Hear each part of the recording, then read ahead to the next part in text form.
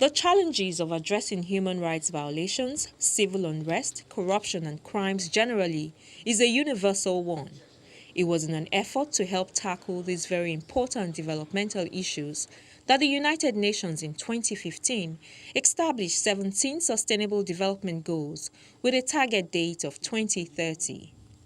Goal 16, Peace, Justice and Strong Institutions, aims to significantly reduce all forms of violence, human rights abuses, and work with governments and communities to strengthen participation in the institutions of global governance. But how is Nigeria faring on all of these issues?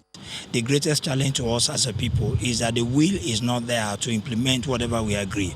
You remember under the late General Sani Abacha, we talked about Vision 2020. We're now in 2020. What can you point to that we have achieved in that regard? Nigeria has faced one violent conflict after another, from the insurgency in northern Nigeria, the militancy in the Niger Delta region, to the increasing incidences of farmers-herders clashes, kidnappings and violent robberies. One major fallout of all of this is the displacement of thousands of people and the abuse of their rights. All of this might have contributed to the 2019 report by the Global Peace Index, the world's leading measure of national peacefulness, that ranks Nigeria as the 148th peaceful country in the world out of 163 countries reviewed. But is there a way to restore the rights of those breached by the year 2030? I think first thing we have to do is to recognize that we are equal before the law. In 2019, the World Justice Project named Denmark as the country with the best judicial system in the world, measured by rule of law for the 5th time in a row. No African country made the top 60.